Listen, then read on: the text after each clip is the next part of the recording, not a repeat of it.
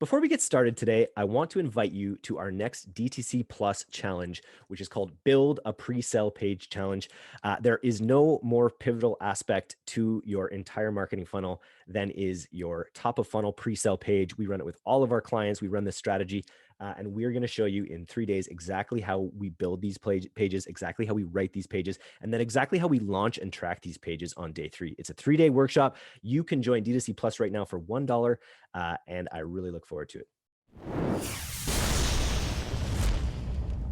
Hello and welcome to All Killer No Filler. It's almost Friday. I'm Eric Dick and I'm here with the Pilothouse team to talk about something very near and dear to our hearts, and that is the art and science of presell pages.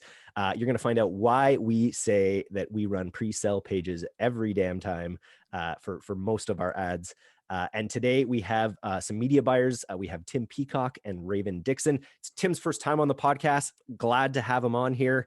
And of course, we have creative director Cam Wind, who is here to talk about presell pages as well. How are you doing? Raven, how are you doing today? Yeah, it's doing pretty great. It's almost Friday, like you said. That's right. And Tim, how do you feel about being on All Killer No Filler for the first time? I'm stoked to be here. Thank you for having me on. Nice. I think it looks like Tim did his hair like just for this. He's looking fresh. You didn't want to see what I looked like before this. It's that working from home hairstyle you got. Yeah, I hear you got to do it. I love it. It's a sick flow.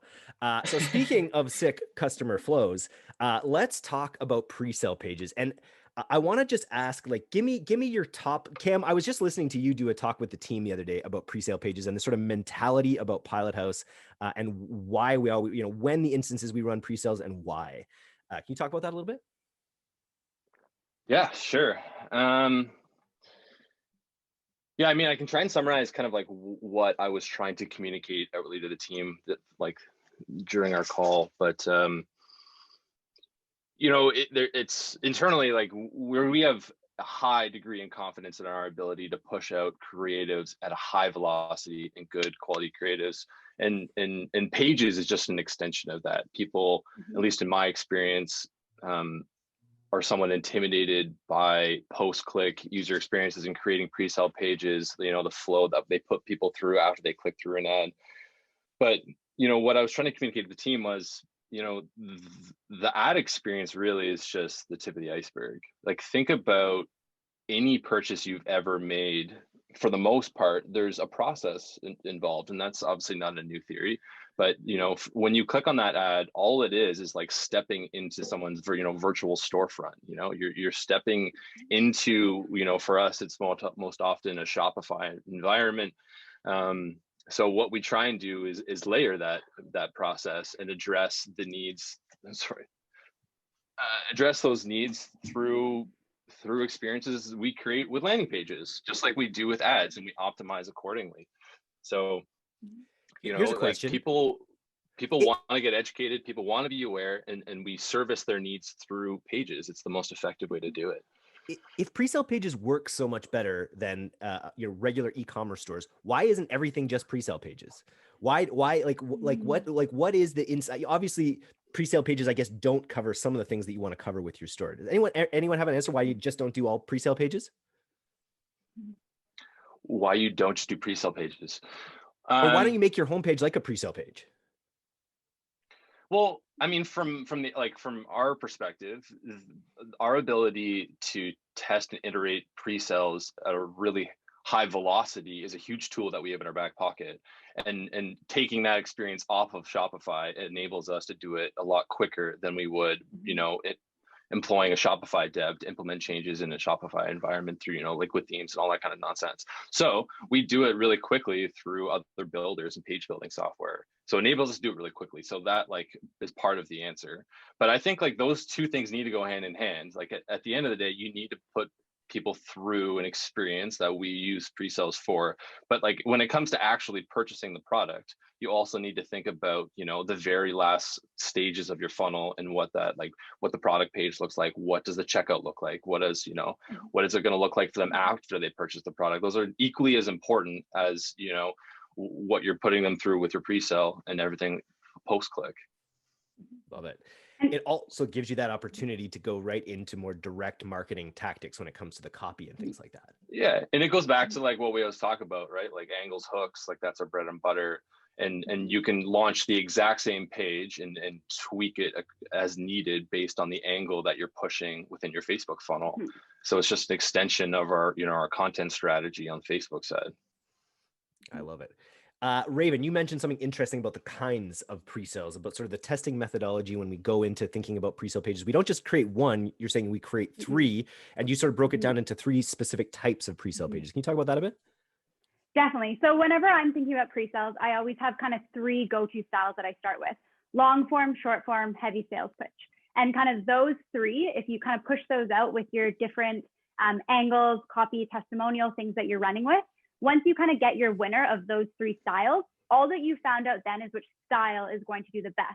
But you still need to optimize your header, your call to action, the text that you're using, the testimonials that you're using. All of those pieces can then be optimized from that winner. So once you find the winner of those three styles that works the best, your work is really just beginning. Interesting. Does one of those work better more often than others? Well, it totally depends on what kind of promotion that you're running. So for example, Valentine's Day, that heavy sales push, you're on a time crunch, is the type of page that works really well. So there's kind of two different styles of pre-sales that I personally look at: your evergreen pre-sales, which you run year round, and then you have your more time sensitive pre-sales that are around discounts.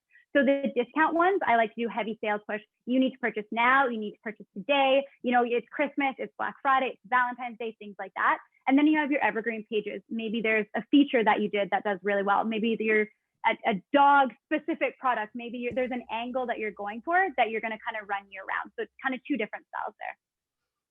Interesting. Okay, cool. So what are the instances, when do we use pre-sale pages and when do we not is my question. Mm-hmm. Who's got that one? I think prospecting, always use pre-sales. You can't possibly have your website have every single piece of vital information to that user that's coming through, because you don't necessarily know the user that's coming through. Whereas pre-sale, you can have the page completely match the audience that you've targeted. So for example, if it's dog lovers and there's a part of your product that's about dogs, your pre-sale is then all about dogs. But in retargeting, you really want to ensure that you're kind of driving traffic directly to that product page. You don't want to kind of take them through your pre-sale again, because it's an extra click for the user. Totally. Tim, can you add on to that? Yeah, go ahead. Yeah, I was just going to say, same to what Raven said, like in prospecting, landing pages can do extremely well because you can hit those pain points that you maybe don't necessarily have highlighted on your main Shopify page. And in contrast, actually, I've seen really good success to having a very short form flyer page in retargeting funnels, just because it obviously depends on the account and where you at what point you're sending retargeting traffic to a retargeting funnel. They might have just been a view content, but they still need more information. And so by kind of splitting that up a bit more, we've seen pretty good success with having a potentially really quick sales page before the product page. Oh, sorry, back that up a little bit. By flyer, you mean just a very what goes on a flyer versus on a pre-sale page? Yeah, totally. Basically just a big hero image that highlights the product, quick header, whether that's buy this now for Valentine's Day, small subhead, and then a shop now, and then maybe below just a small benefits section. But basically you want to be able to get through it in 3 scrolls. Interesting. Yeah. One of the tips that we unearthed in one of our All Killer No Fillers before was just about how valuable it is to place links to different parts of your website in your creative. And I'm wondering if that's something we ever do with pre-sale pages. Do we ever create sort of environments, clickable environments where you can actually maybe just navigate to different parts of the page, but where we use that strategy on pre-sale pages? Definitely. I always do. I'm a really big fan of the sticky banner at the top. The idea is if I'm doing a long form page and somebody came through the ad and I gave them enough information in the ad to purchase, I don't want to make them scroll all the way down to the bottom of the long form page to purchase. So what I like to do is kind of look at my pre-sales in sections and ensure that there's that button shop now is in every section. And also at that top in that sticky banner, I like to have it there as well, along with other information like free shipping or the promo code kind of right front and center there to kind of encourage purchase. Very cool. So what tool do we use for pre-sale pages? What's our main like Presell page builder? We use Instapage primarily. Instapage. Nice. And for why did we settle on Instapage besides just building a shit ton of stuff there? And kind of getting, we're there now because that's where all of our stuff is. But what's the main benefits of Instapage?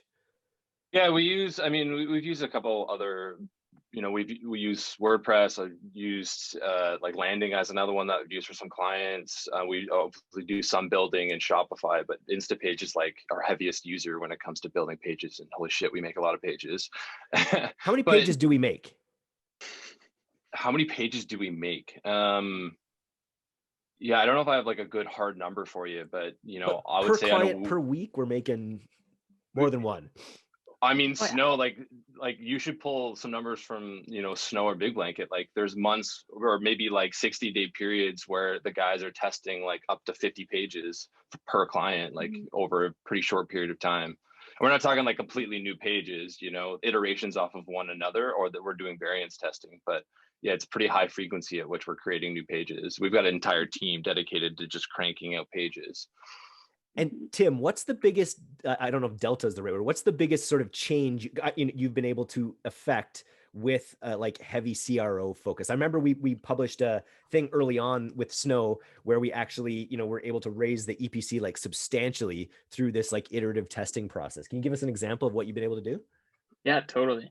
Yeah, so ever since I jumped on Snow, basically like I was just focusing solely on pages. And so like, I think that video, the pages had like 62 iterations and it ended at maybe like $3 EPC. So since then, we've probably done at least another 100 iterations, maybe. Like within our Snow folder, we have over 250 pages that have been tested. And then now our average EPC is about $8 to $10. So unreal. Pretty cool to see. That's amazing. I think that started at 15 cents or something. It started at under $1 kind of thing. And yeah. That's what's so okay. So here's when you do that, are you basically creating pages that line up to the specific targets that you're going for in social media traffic? Or are you trying to create pages that sort of work without that targeting, just so that your angle itself draws people in more so than the targeting? Or are you actually making custom things based on specific specific pages based on specific audience targeting that you're doing? I think a big thing for us is like promotions, like that we're kind of promotion to promotion. So we're always like iterating a ton on pages for whatever is like the next sale. So not as specific to like audience targeting necessarily, but basically like when we're iterating, we'll make 6 hero image iterations and then a bunch of different like header copy, and then just test, let the data kind of rule what the next steps are, and then iterate from that. The other thing too is like on top of all that we're doing for branded pages, like we also run third-party pages for a number of our brands, right? Which is like another prong or avenue that we take for page testing. So that's definitely more angle focused, where, you're basically creating a story or an angle around a use case for a product, and pushing people through a third-party brand to build credibility for your product. That's a whole different avenue and like conversation that you can have. But we're doing both of those things, kind of, we're juggling all those balls at once. I love it. So let's go back a little bit. So we've got, you're talking about building 50 pages in a couple months. That's crazy. It's amazing that we're working at that scale and that it's paying dividends. It's not just hamster wheel that we're spinning here. But say an audience member has been running ecom for a while. They've been running to their product pages. They want to start making their first pre-sale page. What's the process that we go through to start spinning those out? Well, I can speak a little bit to like our process internally, like how we structure our teams, and I can talk about the pages itself. But like a really brief synopsis of what we do internally is, the media buyer, and we call them content managers, work together to kind of identify when a page needs to be created. And then we kind of understand what the framework of that page needs to be. This should generally be on the page. This would be on the page. Testimonial should be on the page. This is the offer structure. And then we go to our team, they build the page, which we then tweak, go through QA, pass back to our media buyers, and they build campaigns around them. But when it comes to like thinking about what's needed on the actual page, I mean, of course, we've got years and years of like, best performing pages to lean into, fortunately. But if you were like to build your first ever page, like I treat it a lot of the way I think about it the same way I do ad creative. Like, what's your hook? Like, what is the hero section? You know, like statistically speaking, you're gonna have about like 90% view rate about with the hero and the section or two below the fold. So you really need to nail that section of all of your page, demonstrate and clearly articulate the value and the value prop of your offer and your product, and then explain, like if you're trying to warm up your audience, like you obviously want to explain the complexities of your product, why people should be using it, and then present the offer. And like social proof is a huge component that we incorporate into all of our pages, whether it's through third-party plugins where you can dynamically pull in real customer testimonials into our sites, or taking it off of people's Shopify sites. But that's I mean, the flow obviously changes depending on what kind of presale you're building, but that's kind of the general approach that you take to pages. And then it's just a matter of putting it together and just like start running traffic to it. And sometimes you're completely off and it's just, all right, we're just going to like pull this puzzle piece out, swap it up there, push more traffic to it, and you just keep testing. Very interesting. So sorry, the two most important pieces are the hero and the section directly under that. And do you say the section directly under that is often testimonials, or is that further down the page? Well, let me think. Like a good example, you know, like we were working with a dog brand. So for them, like the product often sells itself. And we learned that people don't actually want, like my assumption was that people would want to see cute dogs with these really cute products. And in reality, the most effective thing in this hero image was just this huge isolated image of their product. That was it. Like that's really what people wanted to see. And that was the most effective piece of creative or asset within the hero image, paired with some really simple copy. You know, try this thing with a headline with a little sub headline and a CTA that would push people further down the page. You know, so really effective hero image. And then we had a banner, you know, as seen in, to build some credibility right away. And, you know, as seen in with a couple of publications that their product had been featured in. And then what we did was for them, build value around the ingredients of this product, why you should buy it, why it's good for your dog, you know, why it's good for the environment, like build arguments that aren't as clearly articulated within the Shopify site if you were to go directly to a product page, and really build strong visuals and copy around all of those selling points. And then, you know, you can do that depending on the length, and then you present them with the offer. And, you know, we've experimented with tucking that social proof, like whether it's product reviews above and below the actual offer, but that's, you know, that's kind of the flow of the content. Very cool. In this case, it was. Obviously it changes for, you know, long form advertorials and stuff, but that was, you know, a bit of like a PDP or offer page. I was looking at, I was just doing some research ahead of this, and I came across a page from 2019, or an article from 2019 that was diving deep on Cindy Joseph's Boom, which is Ezra Firestone's cosmetics or hair care brand. And just how this page is like the main page that they've kind of run this whole time. They got it tweaked down to you know, to this absolute science, and they apparently are still running it, or they were in 2019 anyway. I'm wondering, like, how much do we, I guess we learn every time we make a page, but how many templates do we like, do we lean on templates, or is everything a fresh build? No, like for our builders, it creates a lot of efficiency if we can lean into templates. So like, you know, within Instapage, there's templates, and then we've got probably a couple hundred experiences or page experience, if not thousands of page experiences within Instapage. So, you know, we kind of have like a leaderboard for pages that work, or we share knowledge across the team. And then we kind of look at them as like modular pieces of creative where, like, you know, this page worked. I really like the layout of the hero in this section. And then we go to our page builders and say, just like piece together a page of all the most effective other pages that we're looking at. So we really do lean into templates. But when we're working with, say we have a more brand sensitive client who kind of has their own perception, or they come to us and say, we really want a page that, you know, really feels like the Shopify store that they're, you know, that they're working with, then there is a lot more custom features that go into the actual page build. And it's a little bit more like design intensive versus just like completely leaning into templates. I love it. What one principle of a squeeze page or a pre-sale page that we haven't talked about, maybe we're taking for granted, is you really shouldn't be able to navigate off of it. There should be almost no reason to leave it except to make that sale. Is that correct? Totally. Yeah, I'm kind of in both camps. Like like if you're asking a copywriter, like they would get so mad at you if you try and push people further down the page and skip over their copy. Like they're really trying to weave together a story with like our, our longer form pre-sales. But I'm also a huge advocate for the user. Like I really want to create a good user experience. And of course you don't want people leaving the page, but if like we're all buyers here, we all buy stuff online, and if we get hit with a pre-sale page and your experience is a negative one, like why the hell can I leave this page? Like I'm really seeking information here, why the hell can't I get out? Like that's a bad brand experience. Like so at the end of the day, yes, we want people to flow through the content on the page, but you need to think about how the user is going to experience that page. You don't want to create a negative experience. I love it. I wonder how many people go to a pre-sale page and then just say, okay, this is a like are savvy to it now and be like, I want to know more. And they'll just jump to the regular domain direct. I imagine that's fairly common. We talk about it all the time. Like, and that's why there's obviously value in building with like, Shogun and all these third-party apps right through Shopify. So it feels like a more native experience. Definitely something that we talk about all the time. And there's no doubt there's value in building in Shopify, and that's why people do it. But there's also a huge argument to be made that all of like the pages that we build in third-party builders, we build it to be exactly that, feel as native as possible. From that journey from ad click all the way through to purchase feels like it's seamless. I love it. Any other sections of we've talked about testimonials, we've talked about, building social proof. Any others like sections of pre-sale pages that are a must?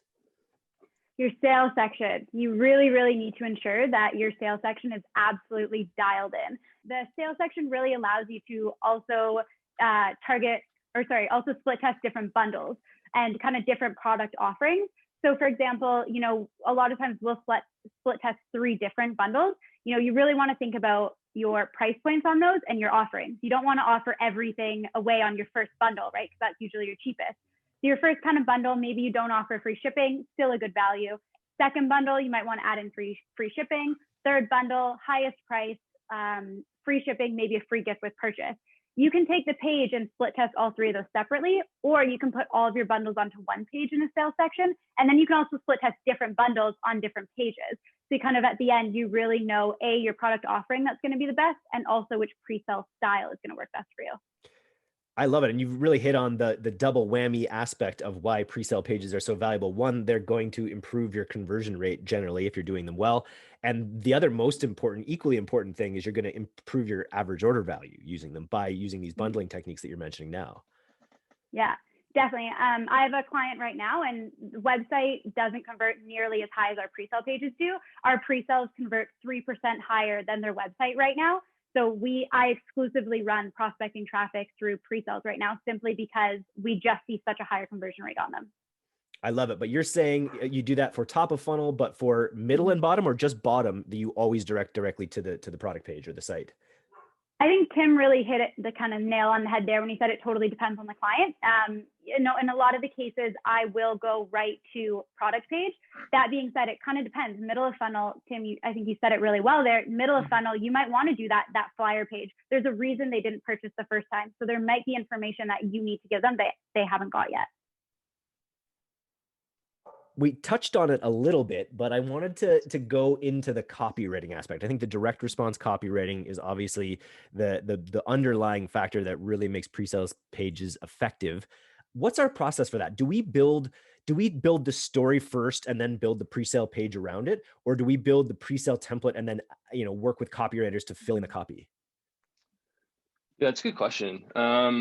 So, we've got a team of copywriters at Pilothouse, and usually the process is, we've got a team like the media buyers work with content managers to kind of come up with their angles.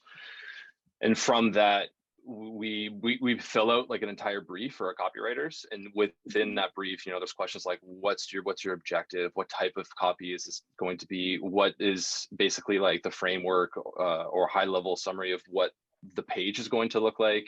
Give them visual examples, like give them all of the tools they need to actually write the copy. Then they go create that copy, and then we build a page from that. So it's copy first, page second. One of the things I wanted to get here, one of the things on every marketer's mind these days is the upcoming impact of iOS 14, those big changes. I just saw Criteo announce today that they're shifting their retargeting business to focus on other aspects because of the things that are going to happen here. How do pre-sales play into our perceptions of how the market is evolving with this iOS 14 change? I think sorry, go ahead, Cam. No, you can go ahead. I'll follow up. Yeah.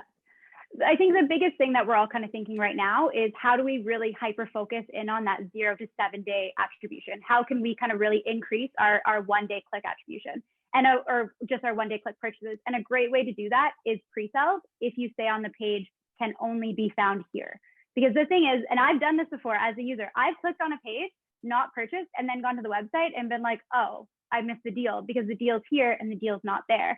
So that's a great way to kind of add urgency. Also saying things like limited time, you can definitely say that on your Presale pages to really encourage that first time click purchase. Yeah, I was gonna say for the most part, the exact same thing. Like, it never has been more important to incentivize the buyer to purchase, quickly. And the strategy with ads now is the exact same. Like, never has it been more important to just get the click. Like, we need to create content now that gets the click because our attribution windows are shrinking. So pre-sales are just a great lever to pull to tell the story of the product and educate people on why they should be buying that product. It just increase the overall urgency of the actual purchase. Just a great tool for people to lean into. I like to follow up on that too. Like, yeah, as Raven said, like the last chance wording or like final sale kind of stuff. I don't know, just like really pushing people to see like, or another thing we've done a lot is countdown timers. they might look cheesy, but they work. It's kind of crazy. Like it gives people like a time frame, like, oh, I need to buy this like on this page now, or else I might miss the deal. So, and just constantly updating that on your pages too, like as you get closer and closer to the sale, and then even going for like sale extended after the fact. Nice. I love it. Now to wrap up, let's talk a little bit about the Build a Presale Page Challenge, which we're running with D2C Plus on February 24th to 26th. In just a few weeks, we're going to be sort of like giving everyone the framework for exactly how Pilothouse builds these presale pages. Exactly the templates that we use that seem to work best for us. Day one is going to be all about just like what we're talking about today, which is the exact formulas, the templates on how to build these things. Day two, we're going to dive into some serious copywriting with some of our expert copywriters, which I'm really excited about. And then day three, we're going to learn all about how to launch these pages into the wild, how to track them properly. Tim, can you talk a little bit before we go? Like, I'm going to record an ad after this and we'll play it at the beginning because we're really excited about the Presale Page Challenge. We think it can be real game changing for almost anyone who spends money online who isn't using a presale page. But can you just tease us a little bit with how we track these multiple changes that we're making and how we can be sure, like what is it that allows us to go from $1 EPCs to $8 EPCs? Like, what's our secret weapon? Yeah, totally. Well, that would be Rubik's. Our internal tool has been, a game changer when it comes to testing pages because pretty much every day I live on Rubik's and I'm always tracking like our EPC, so earning per click, and then our conversion rate per that page, how much traffic it's receiving, and then like how much traffic can it handle while maintaining as high EPC as possible, and then optimizing our funnels so that we are basically just like getting full value out of every single click based off of what page we're sending people to. And Rubik's allows us to do it in a way where we don't disrupt the regular ad flow, where we don't have to relaunch the ad, we don't have to change any links. We can do that all in the back end. Exactly. Yeah. So live changes, it just all works in tandem too, because we can make live changes on pages that then immediately are in effect on Rubik's, and then we can mix in pages, take out stuff, whatever we find is working best, and then just kind of keep the momentum rolling without having to restart ads. I love it. And none of this will be affected by iOS 14 as far as we can tell, right? Like this CRO side of things, this is all proprietary and not going anywhere. No, more levers to pull. More levers to pull. Nice. Well, thank you guys so much for coming on All Killer No Filler today. I'm super excited for this workshop. You can join D2C Plus at d2cplus.co for only $1. See if you like it. You can try our other courses. We've got our Influencer Flywheel Challenge, our Automated Rules by Facebook. We've got our most recent one, which was our Snapchat Challenge. And now we're adding Build a Presale Page Challenge. Month over month, we're just going to keep delivering the highest value education that you can find in the D2C space based on tried and tested methods from the heavy hitters with us here at Pilothouse. I'm very excited for this one, guys. Thank you again for coming on today. Thanks so much, Eric. Peace. Thanks, Eric.